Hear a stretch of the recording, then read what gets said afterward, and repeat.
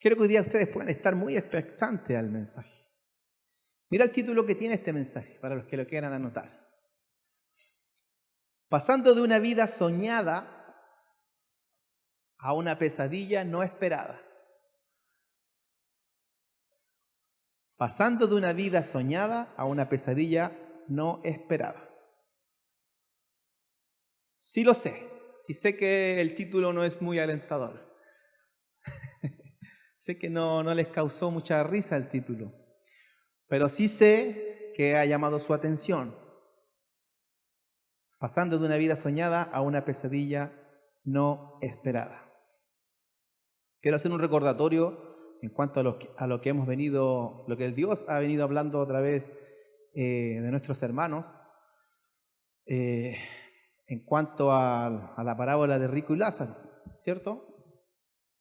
¿Qué nos enseñaba el Señor la primera vez que nos compartió sobre Rico y Lázaro? Yo sé que hay varios que lo tienen claro ya y no lo han olvidado. ¿Alguien lo puede compartir fuerte?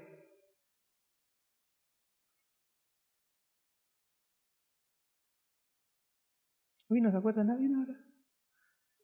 Tan tímido. Hablamos de un nuevo nacimiento, te dando una pista. Las 3 palabras. ¿Ya? ¿Vamos bien por ahí? ¿Qué son? ¿Cuáles son? Amén. Amén. Yo sabía que alguien lo había recordado y no se iba a olvidar. Comunicación, compromiso y cumplimiento es igual a un nuevo nacimiento. Y si le llamó la atención la frase y usted no estuvo, ya sabe lo que tiene que hacer, ya sabe dónde tiene que buscarla para saber por qué Dios nos llevó a esa conclusión a través de ese mensaje de Lucas 16-19 sobre la parábola de Rico y Lázaro. El viernes pasado también Dios nos compartió de la misma parábola. Y por lo menos lo que yo guardé, aparte de lo que anoté, fue cuando Dios habló de cómo mirábamos a los mendigos. ¿Y qué me enseñó el Señor a través de eso? Que Rico estaba totalmente equivocado de lo que él pensaba de Lázaro.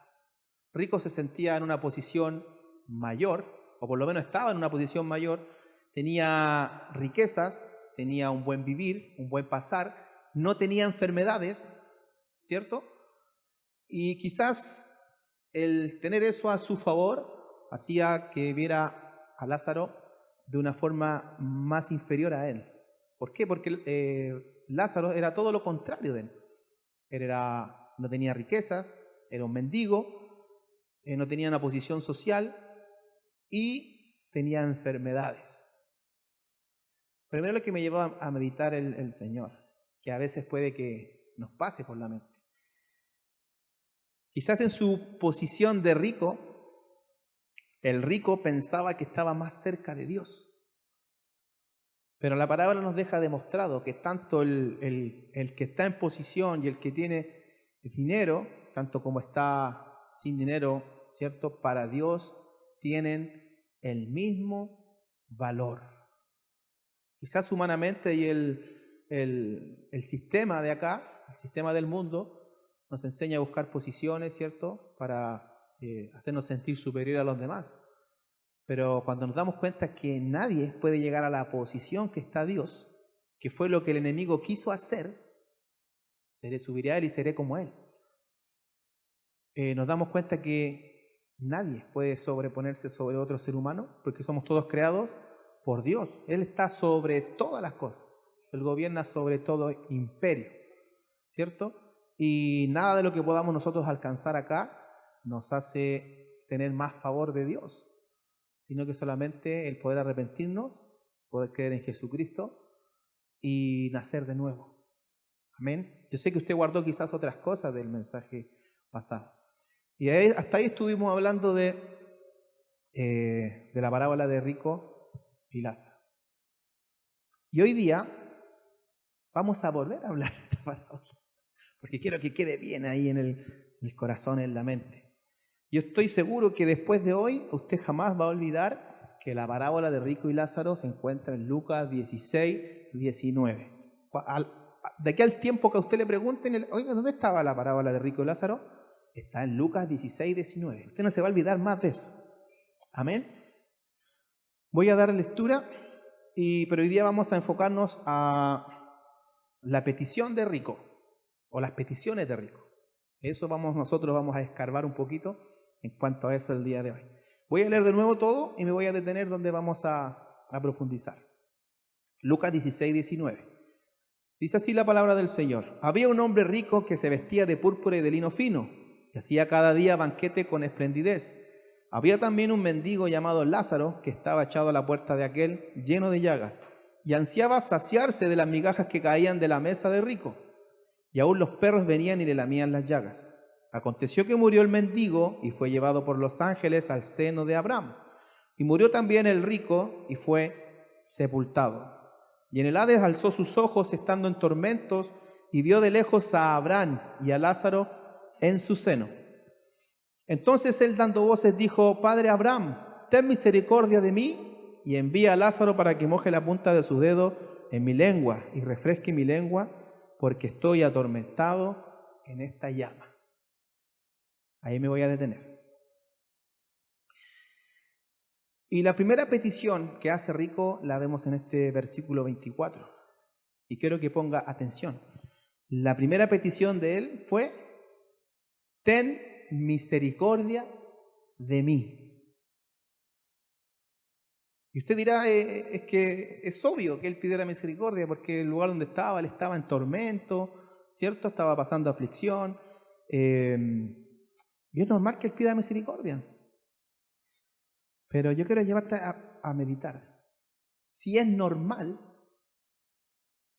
o si tú has visto alguna vez a un hombre rico pidiendo misericordia.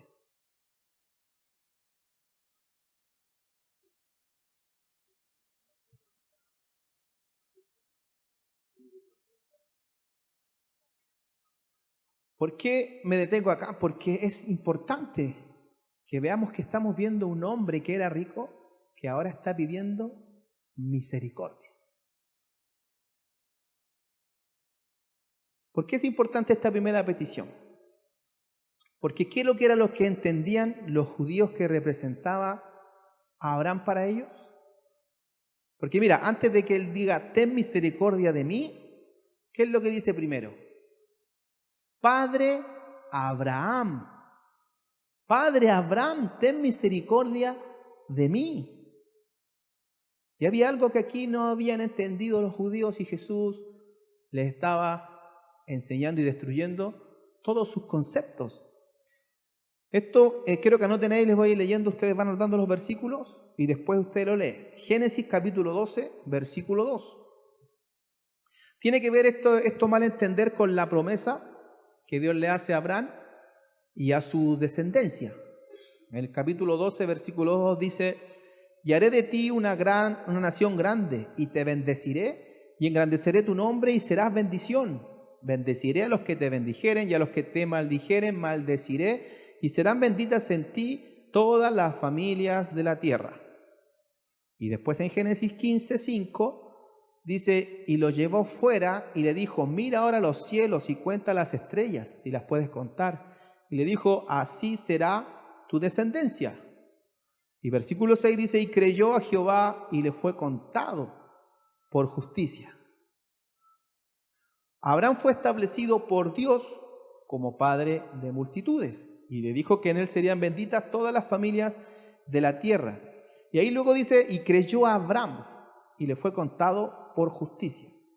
Entonces, ¿cuál es el error aquí? La palabra es clara y dice que el que creyó fue a Abraham.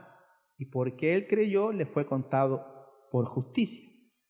Pero el error de los judíos era el pensar que por la justificación que había recibido Abraham, ellos también eran justificados. Como la promesa decía que sería de bendición y que sería padre de multitudes, ¿cierto?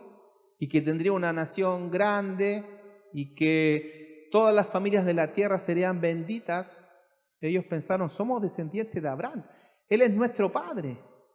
Entonces, como Abraham creyó y le fue contado por justicia, como sus descendientes, nosotros estamos justificados. Somos el pueblo escogido ahora, descendientes del padre Abraham. Mira lo que dice Mateo capítulo 3, versículo 8. Dice, haced pues frutos dignos de arrepentimiento. Y era Jesús hablando con los judíos. Y no penséis decir dentro de vosotros mismos, a Abraham tenemos por padre, porque yo os digo que Dios puede levantar hijos a Abraham aún de estas piedras. Versículo 10, y ya también el hacha está puesta a la raíz de los árboles. Por tanto, todo árbol que no da buen fruto es cortado y echado en el fuego. ¿Cuál es el fuego? El fuego del infierno, el fuego eterno. Jesús le estaba mostrándole una realidad que lo sacaba de todas sus creencias en cuanto a la salvación. Era como que Jesús le estaba diciendo, ¿ustedes creen que por tener a Abraham por padre no van al infierno si no creen en mí? ¿Ustedes creen que porque Abraham creyó y fue justificado, ustedes no tienen necesidad de creer en mí? Y es increíble poder entender que de ninguna manera que esa fe de creerle a Dios, en la cual fue Abraham justificado, le alcanza para repartirle a sus muchos hijos. Abraham no podía repartir su fe con sus hijos, porque era él el que había creído. Solo el que cree en el Señor Jesucristo y se arrepiente de sus pecados es salvo.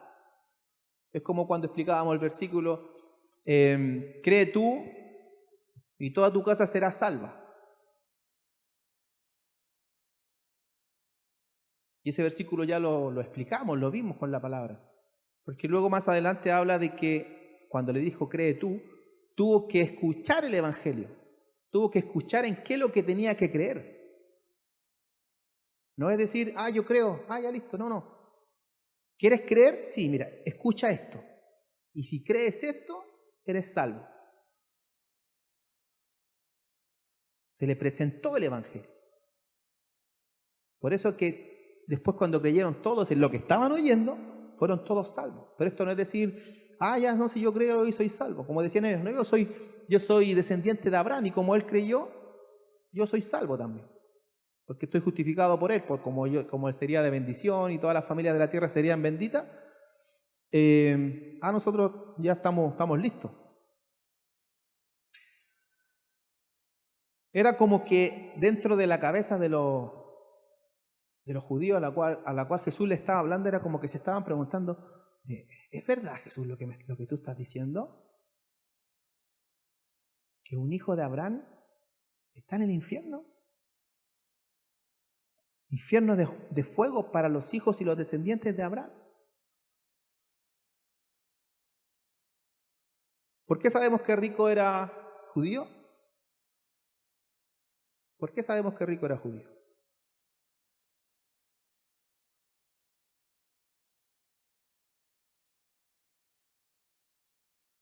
Porque ¿qué dijo él cuando hizo su petición? ¿Cómo llamó a Abraham? Padre. Era descendiente de Abraham. Gálatas capítulo 3, versículo 8. Mira lo que dice. Y la Escritura, previendo que Dios había de justificar por la fe a los gentiles, dio de antemano la buena nueva a Abraham, diciendo, en ti serán benditas todas las naciones. ¿En qué sentido estaba diciendo que serían benditas todas las naciones? ¿En qué sentido? No en que sus descendientes iban a ser salvos solamente por ser sus descendientes. Este es en el mismo sentido cuando el ángel se le aparece a María y le dice, salve María, ¿qué más? bendita eres entre todas las mujeres. Es en el mismo sentido. Cuando le dice a Abraham que todas las familias, en ti serán benditas todas las naciones, estaba refiriendo que el Salvador vendría de Abraham, descendiente de Abraham.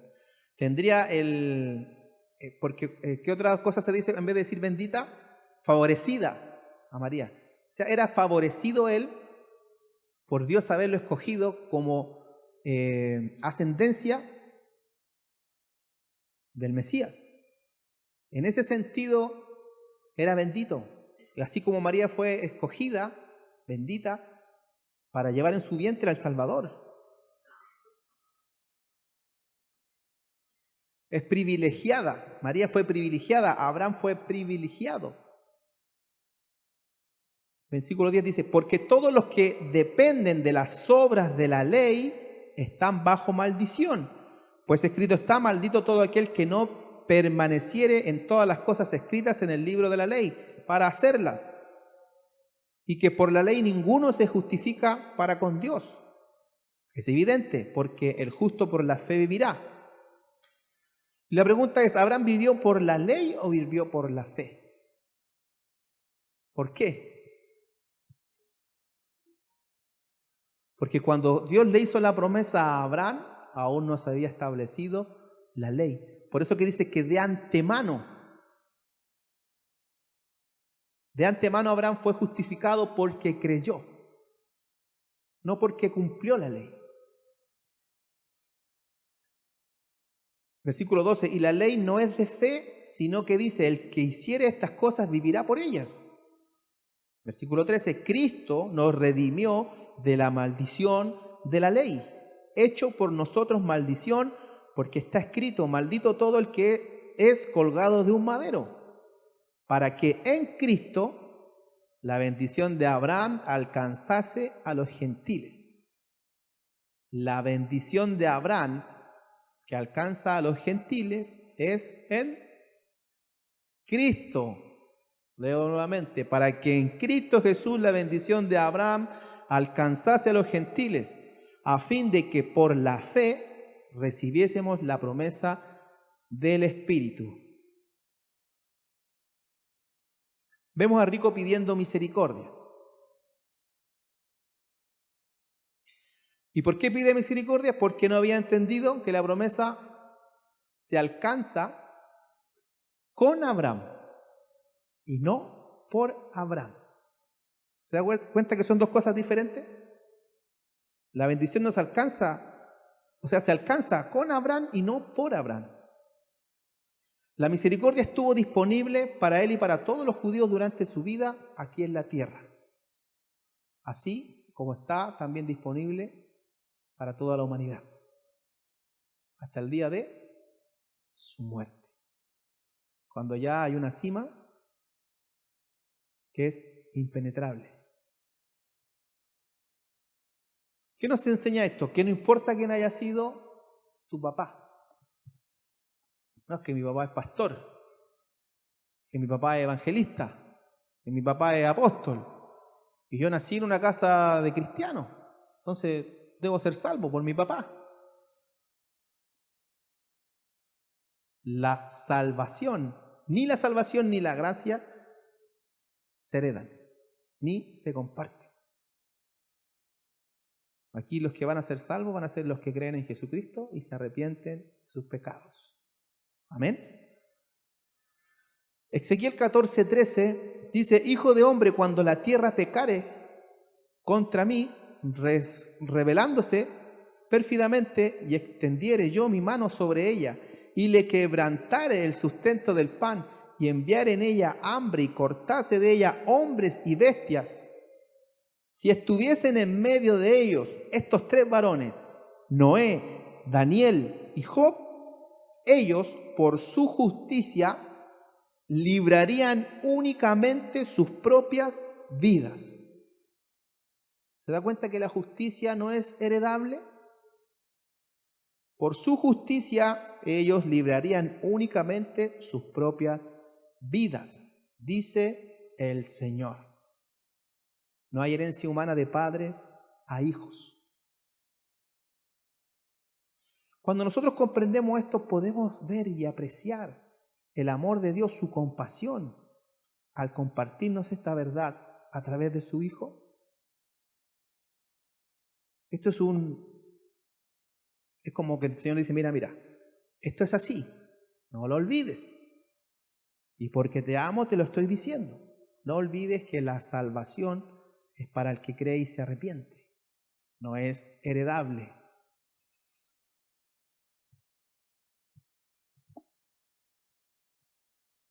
Y era eso mismo lo que Jesús le estaba haciendo entender a los judíos. Ustedes no van a ser salvos por ser descendientes de Abraham. Yo soy aquella simiente o descendiente de Abraham y yo soy la única oportunidad de salvación. Cuando entendemos eso, lo apreciamos. Si de verdad lo apreciamos, lo buscamos. ¿Por qué? Porque le damos el valor que eso tiene para nosotros. Amén. No se me duerma. Amén. Si no, nos vamos a parar y vamos a dar 30 gloria a Dios, como se hacía antiguamente. Hebreos capítulo 10, versículo 28. Mire qué importante este versículo. Dice, el que viola la ley de Moisés, por el testimonio de 2 o 3 testigos, muere irremisiblemente. ¿Cuánto mayor castigo pensáis que merecerá el que pisoteara al Hijo de Dios y tuviera por inmunda la sangre del pacto en el cual fue santificado e hiciera afrenta al Espíritu de gracia? Aquí estaba explicando que la ley de Moisés, al no cumplirla, el mandato era que el que violaba la ley moría. Moría físicamente. Y si tú lo piensas, eso es terrible. Hoy los apiedraban y los mataban. Pero aquí está hablando de un castigo mayor.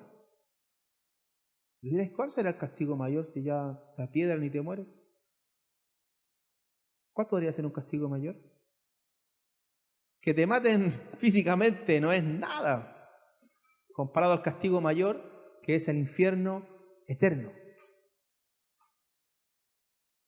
No veo otra forma de que el castigo sea mayor que morir apiedrado por no cumplir la ley.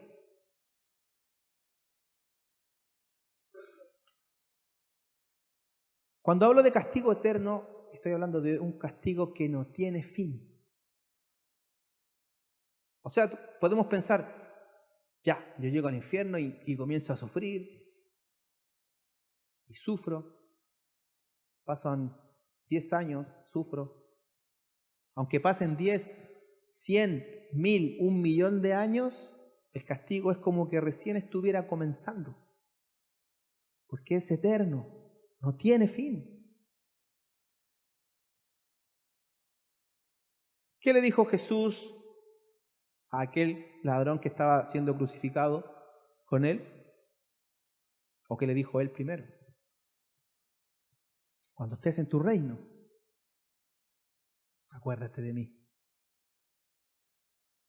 ¿Qué le dijo él? Hoy mismo estarás conmigo en el paraíso. Qué maravillosa declaración. En un segundo, Jesús cambió la historia de ese hombre porque creyó en él.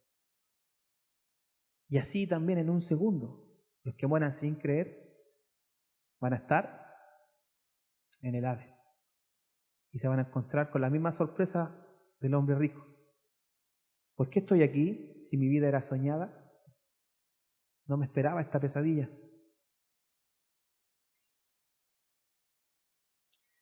Tú dirás, pero vivir en este mundo contra el sistema me trae conflicto. Si yo quiero vivir en este mundo contra este sistema, eso me trae conflicto, me trae sufrimiento, me trae dolor, confrontación, angustia, penas y muchas veces llanto. Apocalipsis 7:17. Anótelo. Dice, porque el Cordero que está en medio del trono los pastoreará y los guiará a fuentes de agua de vida, Y Dios, no cualquier persona, no Abraham, no Noé, como nombra ahí, no, Dios enjugará toda lágrima de los ojos de ellos. Y no podía dejar de pensar en la palabra que dice, los que sembraron con lágrimas, segarán con gozo o con alegría.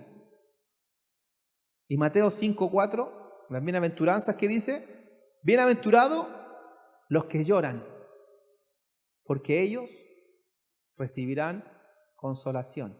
Ojo que no estamos hablando de los que lloran por capricho o porque lloran porque les dio la tontera. No, los que lloran, los que sufren por hacer la obra, por llevar adelante el evangelio. Dice que serán consolados. Hay un himno muy antiguo que me recordaba. A lo mejor la hermana Sophie se lo sabe también. El coro dice así más o menos: allí no habrá tribulación. Allí no habrá tribulación, ningún pesar, ningún dolor. Y cuando esté morando allá, diré que no hay tribulación.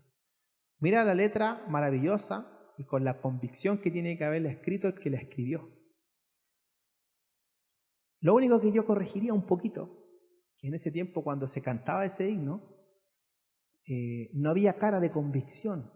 Ni siquiera la entonación era como alegre.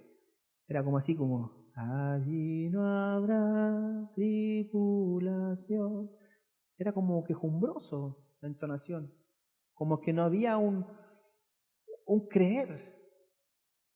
Si yo estoy declarando que tengo fe que llegaré a ese lugar donde no va a haber tribulación, yo me gozo cantando esa alabanza. Trae alegría a mi corazón. Por eso es que nuestra convicción tiene que ser verdadera, genuina. La pregunta es nuestra convicción, escuche bien, ¿es nuestra convicción que el cielo pagará por cualquier cosa que podamos perder aquí en la tierra?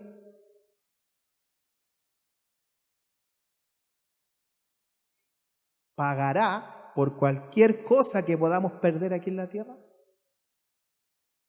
¿Cómo no?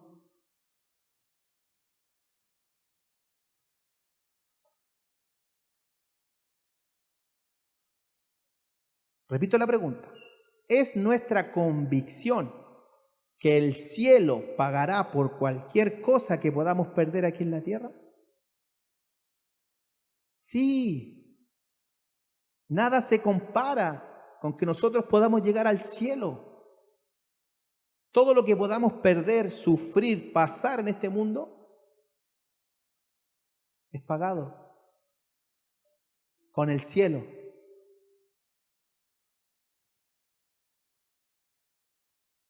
Es muy diferente y también tiene que ser nuestra convicción que nada aquí en la vida podrá pagar por la pérdida del cielo. Nada que tú ganes aquí en la vida y te haga no llegar a ese lugar puede pagar el no haber llegado a ese lugar. Nada. Lucas 16:25. Seguimos avanzando en la historia. Pero Abraham le dijo: hijo, acuérdate que recibiste tus bienes en tu vida y Lázaro también males, pero ahora este es consolado aquí y tú atormentado. Él estaba diciendo, Lázaro ya olvidó todos sus males. Él ya olvidó todo lo que había pasado en la tierra y hoy vive el consuelo eterno. Y a él le dijo, y tú pasaste de una vida soñada a una pesadilla no esperada. ¿Qué era lo que sentía Rico en ese lugar? Se manifestaban tres cosas en su vida: el tormento, el horror de conciencia y la pérdida de Dios.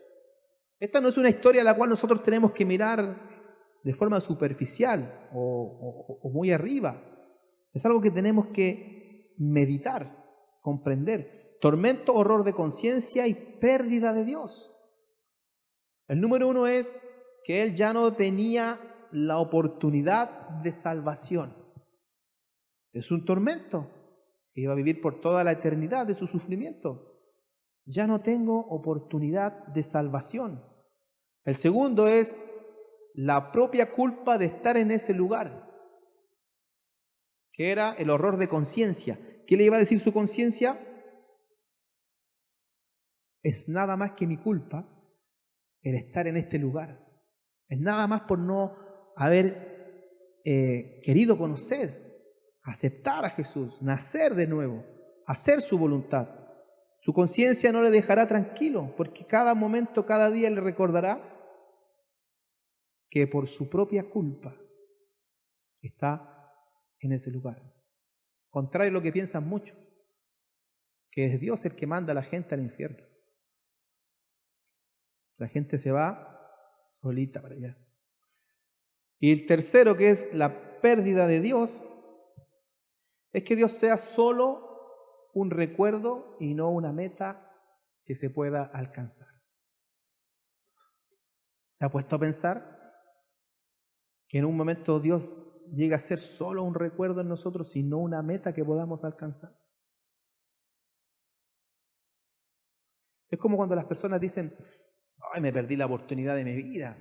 Tenía esta oportunidad, ay, no me di cuenta, la dejé pasar.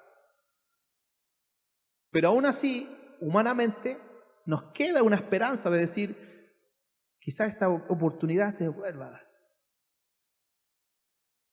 Pero en este caso no. Cuando perdemos la oportunidad y Dios se transformará solo en un recuerdo, ya no se va a volver a dar esa oportunidad.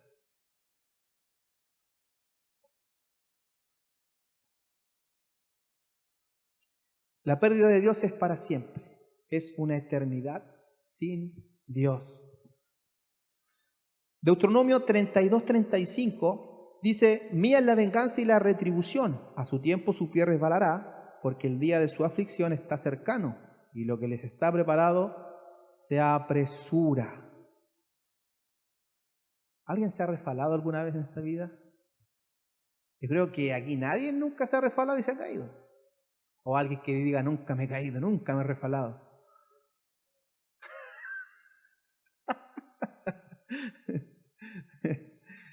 Todos nos hemos resbalado, todos nos hemos caído. Y mira, ¿qué es lo primero que entendemos cuando nos pegamos un resbalón? ¿Qué es lo que al tiro comprendemos apenas nos resbalamos?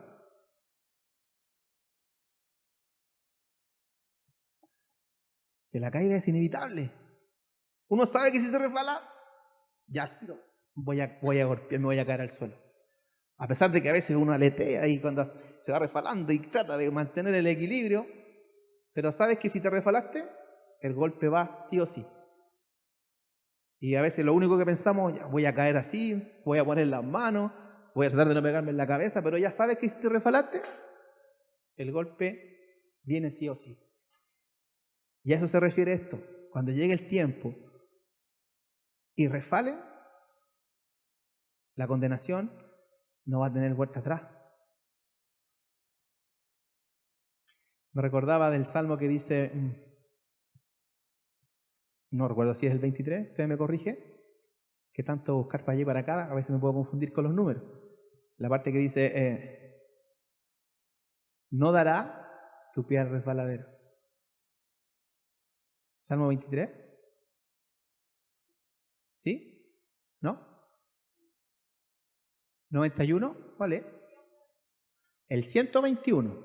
Ya, ahí anótelo usted para que lo busque. Salmo 121, que no me acordaba si era el 23, así que ahí lo busca usted. Si no lo es, me corrige. Al tiro, por favor. No quiero tener error en eso.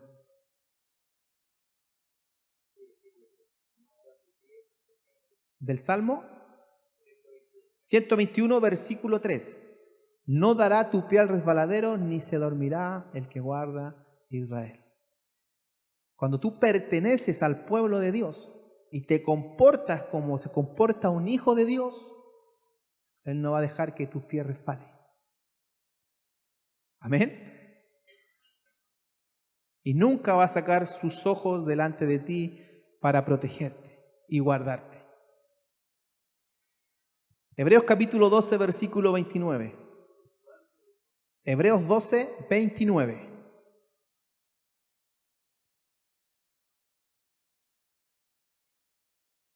Todos sabemos que Dios, uno de sus atributos, que es un Dios de amor.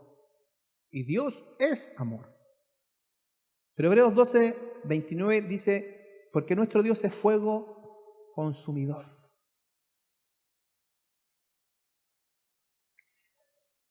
Una cosa es que Dios sea fuego consumidor y la otra es que sea fuego purificador.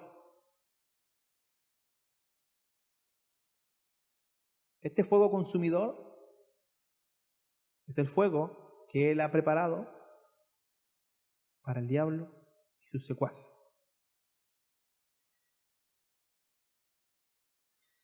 Y yo quiero aclarar algo aquí que quizás no hemos comprendido.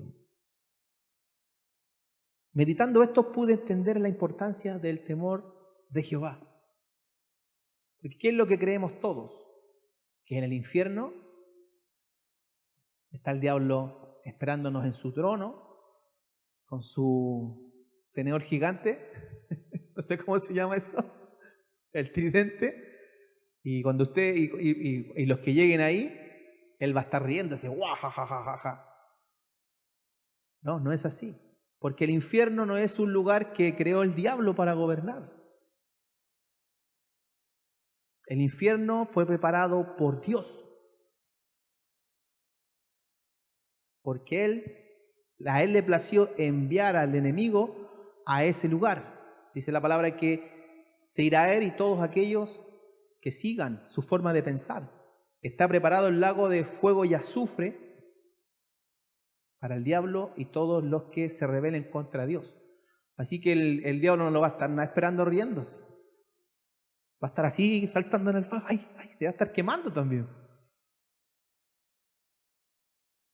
Y a veces nosotros le tenemos más miedo al diablo que a Dios.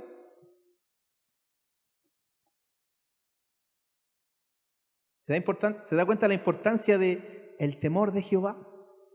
Saber que si no obedecemos sus palabras de amor, hay una consecuencia terrible. Cuidad vuestra salvación con temor y temblor.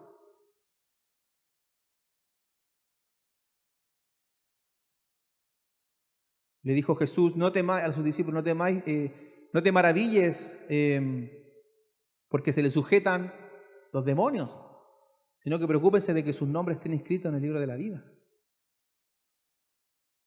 Otra parte dice, no temáis a los que matan el cuerpo. Teme a aquel que puede llevar tu alma al castigo eterno. ¿Y qué pensaba usted que era ese? No es el diablo. Porque el diablo no tiene autoridad sobre ti para llevarte a un lugar. Lo que él puede hacer es convencerte. O pescó a Eva y le dijo, ven, agarra la fruta, cómetela. ¿Eso hizo con Eva? No tenía autoridad. Lo único que él podía era... Y es lo mismo que puede hacer con nosotros. Compensas, el diablo no tiene poder sobre usted para obligarlo a hacer las cosas. Somos nosotros los que decidimos ponerle oído a él y dejarnos seducir. Y más encima por sus mentiras. Sabemos que él miente y le hacemos caso. O alguno, no sé si alguien aquí ha experimentado, cuando comete un error, decir, no, es que el diablo me agarró de aquí, me llevó para allá y me dijo, no, tenéis que entrar ahí, tenéis que hacer esto, porque yo tengo dominio, tengo poder sobre ti, yo te obligo. No puede tocarnos. Entonces dejemos de echarle la culpa al diablo.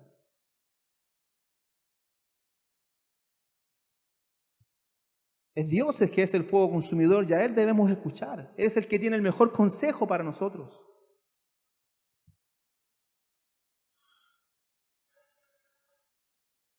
¿Crees que la acusación que te hará la conciencia en ese lugar alguna vez se acabará? ¿Por qué no escuché la voz de Dios? ¿Por qué no hice caso? Es maravilloso saber que, aun siendo enemigos de Dios, tenemos la posibilidad de ser hijos de Dios. ¿Cómo? Creyendo en Jesucristo, en su sacrificio. Segunda de Timoteo capítulo 1, versículo 8. Dice: por tanto, no te avergüences de dar testimonio de nuestro Señor, ni de mí, preso suyo, sino participa de las aflicciones por el Evangelio según el poder de Dios, quien nos salvó y llamó con llamamiento santo, no conforme a nuestras obras, sino según el propósito suyo y la gracia que nos fue dada en Cristo Jesús antes de los tiempos de los siglos. Pregunta: ¿cuántas aflicciones has vivido por el Evangelio? ¿Cuántas aflicciones has vivido por llevar la verdad? ¿Cuánta persecución has sufrido por la causa de Cristo? No me conteste. ¿Qué le dice Pablo a Timoteo? Participa de las aflicciones por el Evangelio. No es que yo vaya a predicar el Evangelio y va a estar todo bien, no voy a andar en la nube, no voy a tener ningún problema. Vamos, si yo estoy predicando a Cristo, ¿cómo voy a tener problemas? Recuerda que hemos sido enviados a predicar el Evangelio a un sistema que se opone a Dios, que se opone a Jesús, que se opone a rendir la vida al Creador. Porque este sistema tiene el pensamiento del diablo. El diablo se rebeló en el cielo queriendo ser igual a Dios, quería dejarse de someterse a su Creador. Y fue lo mismo que le dijo a Eva: si ustedes comen de ese fruto serán como Dios. ¡Oh, qué interesante! Ser como Dios y ya no tener que someterme a Él, ya no someterme más a mi Creador. Y cayó en la trampa. Y así vemos cómo todos estos años el pensamiento del enemigo ha sido insertado en el sistema. ¿Y para qué voy a hacerle caso a Dios?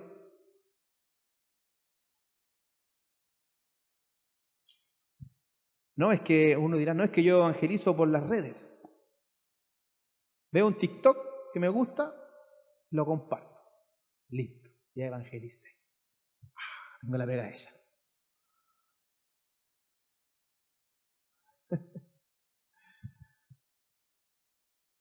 ¿Sabe por qué a veces no logramos hacer nada?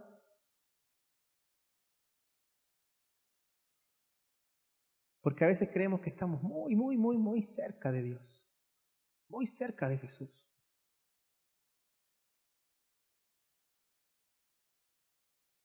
Pero nuestros actos demuestran lo contrario, que estamos apartados de Jesús.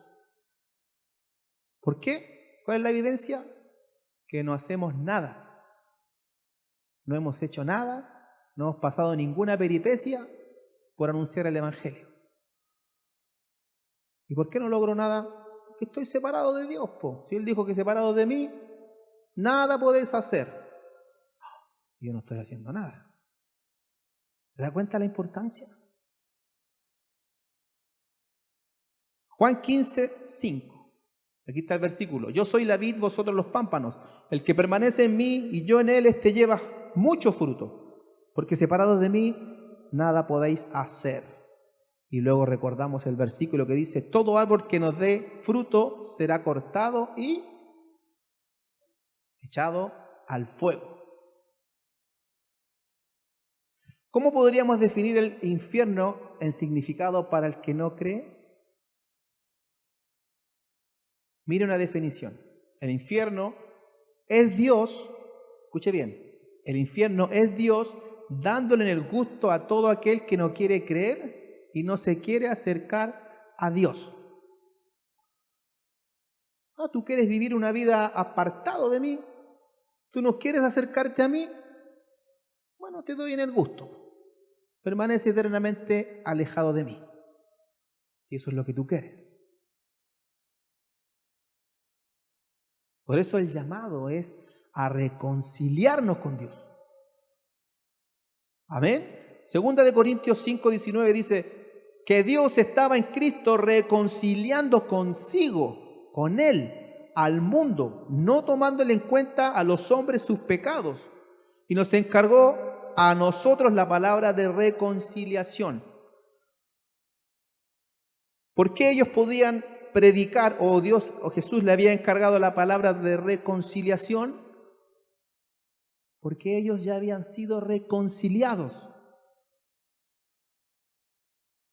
Versículo 20, así que somos embajadores en nombre de Cristo, como si Dios rogase por medio de nosotros. Os rogamos en nombre de Cristo, reconciliaos con Dios. Es que yo no voy porque en la iglesia me hacen sentir mal, me hacen ver mi pecado, me dice que debo cambiar y la verdad que yo no quiero. Este es un llamado que, si en algún momento esos pensamientos pasan por nuestra mente, que podamos bajar esas armas, sacar nuestra bandera y rendirnos ante Dios y pedir misericordia. ¿Acaso esta no es la primera petición de Rico? Padre Abraham, ten misericordia. Para él, tarde. Para ti, para mí, aún hay tiempo. Lucas 16:27.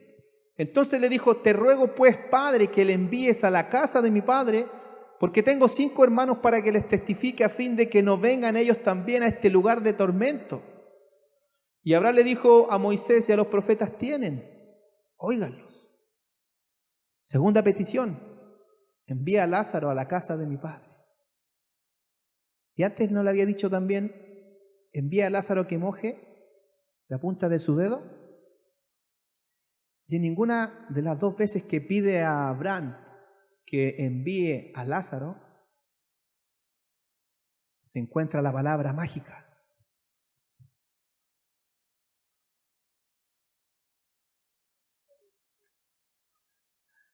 Todavía no se daba cuenta que de su posición de la que él veía a Lázaro se había invertido. Él pensando en vida que tenían derechos sobre Lázaro por su condición, por su enfermedad, por los bienes que él tenía, lo podía haber mirado como un siervo. ¿No? Si yo le digo a este, oye, anda para allá y tráeme esto.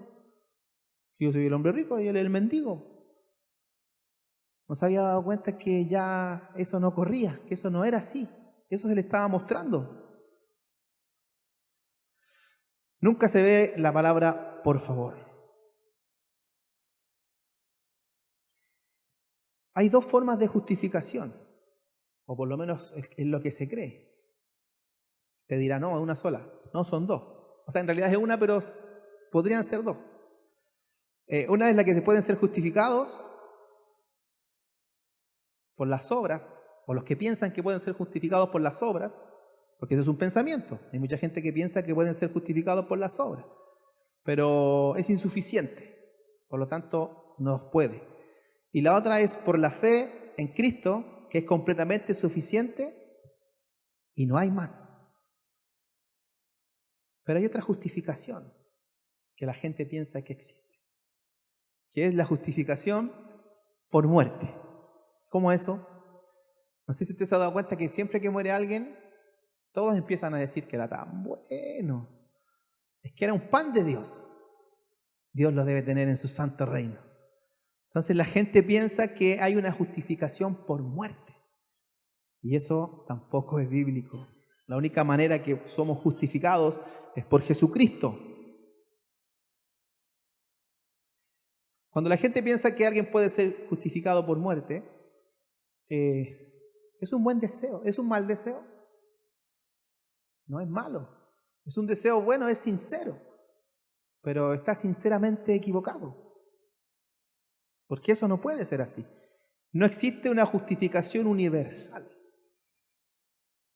Es solo por creer y vivir como un creyente. El rico ya había entendido hasta ese punto que no había misericordia para él, pero pide por sus hermanos. Y estando allá, ni siquiera tampoco tenía la posibilidad de advertirle a su familia. Cualquiera que esté allá no va a tener posibilidad de advertirle a su familia ni a sus seres queridos. Va a quedar una sensación horrible de decir, no hice nada por mí y nada por los demás.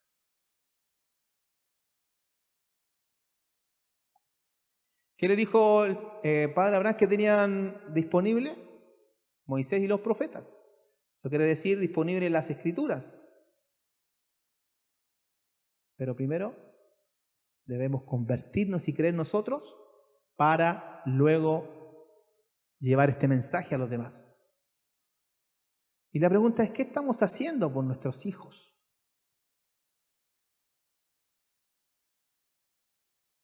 No es que yo tengo fe que el Señor en algún momento va a hacer algo y... ¿Qué es lo mejor para ellos? Lo que sí no es mejor es preocuparnos de darle el pan que no perece. El pan que perece, perdón. Eso no es lo mejor. Sino que darle el pan que permanece para siempre. No digo que no los alimentes. Digo que pongamos las prioridades en orden. ¿De qué vale, escuche bien, de qué vale garantizarles el futuro de algunos años si se pierde en la eternidad? No, es que yo quiero que seáis esto, un médico y aquí y allá y que te vaya bien y que tengáis un buen futuro aquí en la tierra. ¿Y la vida eterna no es más importante? ¿O acaso todas esas cosas no perecen? Marcos 8:36 dice, porque ¿qué aprovechará el hombre si ganare todo el mundo y perdiere su alma? A veces se lo damos todo, pero en realidad no le damos nada. A veces somos más tropiezo para ellos que instructores, como dice la palabra. Que dice la palabra, instruye al niño en su camino y cuando fuere viejo no se apartará de él. Instruye, dice. Y los que están capacitados para instruir son los instructores. Ser papá no nos califica para instruirlos. Tenemos que estar instruidos en la palabra para poder instruirles a ellos. Dice, instruye al niño en su camino.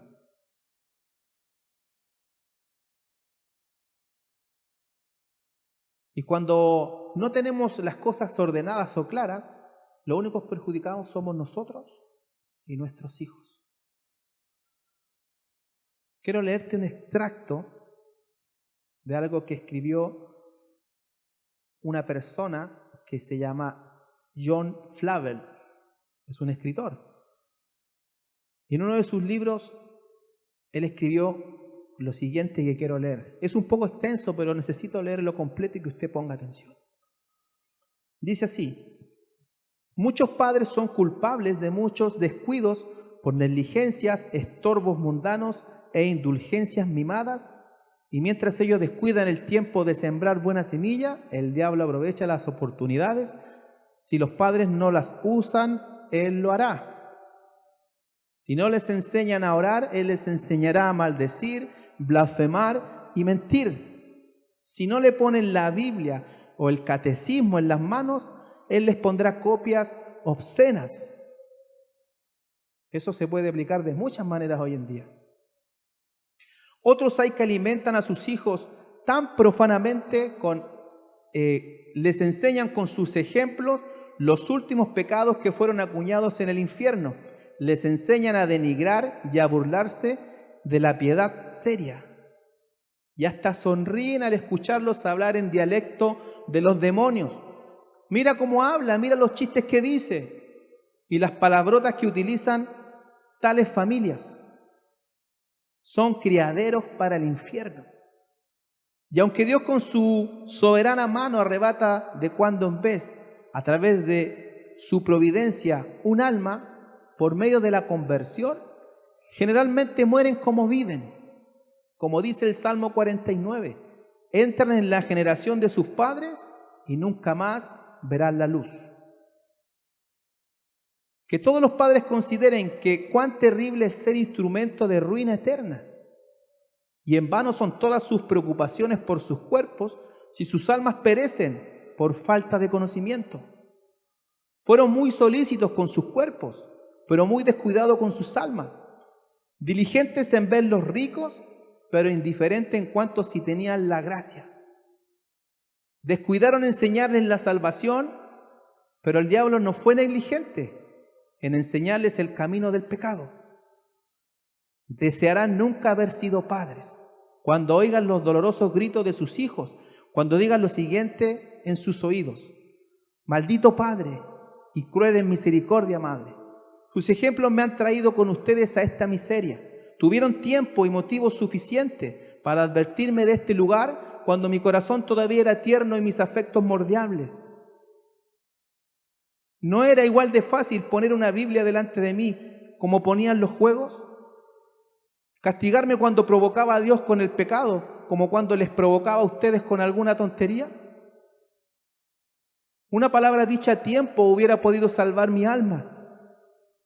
Una reprensión dada sabiamente y apoyada por sus ejemplos me hubiera ayudado. ¿Por qué no me preguntaron qué vas a hacer para ser salvo, como me preguntaban qué quería hacer cuando fuera grande? O si tan solo hubiera observado su religión sincera, si hubiera escuchado a mi padre y a mi madre de rodillas en oración, eso hubiera podido despertarme para ver mi condición. ¿Qué piensa usted de esto? ¿Es una declaración ficticia o pasa mucho dentro de los hogares cristianos?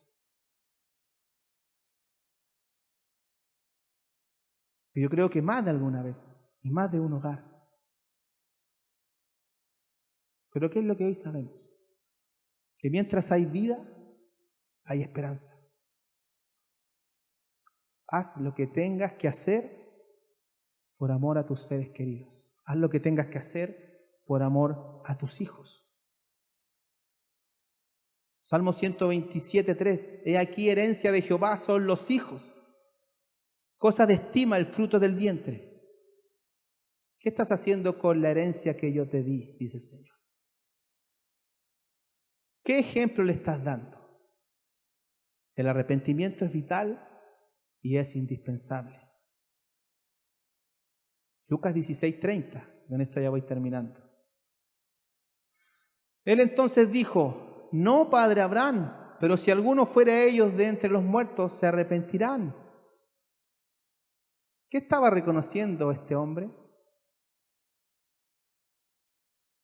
Que él no se había arrepentido. Y tenía claro que sus familiares tampoco. Pero si alguno fuera a ellos de entre los muertos, se arrepentirán. No dijo que si alguien va de los muertos a ellos, aprenderán a vivir una vida moral, podrán vivir una vida religiosa, sino que lo que le preocupaba que ellos no se habían arrepentido. Había entendido que estaba ahí por no haberse arrepentido. Y él no quería eso para sus hermanos. Y la pregunta es: ¿cuál es la motivación por la que te acercaste a Dios? ¿Cuál es la motivación por la que te acercas a Dios? Conocemos que hay muchas motivaciones erradas, pero la motivación verdadera y principal es reconocer que solamente por el sacrificio de Cristo podemos alcanzar la salvación. Y tenemos que arrepentirnos, nacer de nuevo y vivir conforme Dios quiere que vivamos. Lucas 13:1. En este mismo tiempo estaban allí algunos que le contaban acerca de los galileos, cuya sangre Pilato había mezclado con los sacrificios de ellos. Respondiendo Jesús les dijo: ¿pensáis que estos galileos, porque padecieron tales cosas, eran más pecadores que todos los galileos? Os digo, no. Antes, si no os arrepentís, todos pereceréis igualmente. No tiene que ver con el que peca más o el que peca menos. Arrepentimiento. Hechos 17:30. Pero Dios, habiendo pasado por alto los tiempos de esta ignorancia, ahora manda a todos los hombres en todo lugar que se arrepientan. Segunda de Pedro, capítulo 3, versículo 9. El Señor no retarda su promesa, según algunos la tienen por tardanza, sino que es paciente para con nosotros, no queriendo que ninguno perezca, sino que todos procedan al arrepentimiento. Alguien dijo por ahí, Dios nunca enviará al infierno a quien que el pecado es el infierno más grande en este mundo. ¿Entendió? Te lo leo de nuevo. Dios nunca enviará al infierno a quien que el pecado es el infierno más grande en este mundo. Hay un solo infierno. Y es para aquellos que el pecado ha sido todo un cielo en esta vida. Hay un solo infierno y es para aquellos que el pecado ha sido todo un cielo en esta vida. Jesús murió por todos nuestros pecados y son olvidados y pasados por alto. Pero para el que no se arrepiente, todos sus pecados serán considerados en el juicio final. Tendrás que pagar por cada uno de ellos y para lo único que te va a alcanzar será para el castigo eterno. No te da y no nos da para más. ¿Quién podrá permanecer en pie delante de Dios si tiene que rendir cuentas por sus pecados? Ni tú ni yo. ¿Y cuál es la solución a ese problema? Cristo. Arrepentirnos. Por tanto, haced frutos dignos de arrepentimiento. ¿Y cómo se hace eso? ¿Qué tengo que hacer? Escucha bien. Aprende a vivir con las costumbres del reino al cual ahora perteneces. Si tú deseas llegar al cielo, tienes que manifestarlo aquí, viviendo como vivirías en el cielo, como que si ya estuvieras ahí. Eso va a demostrar que tú anhelas el cielo.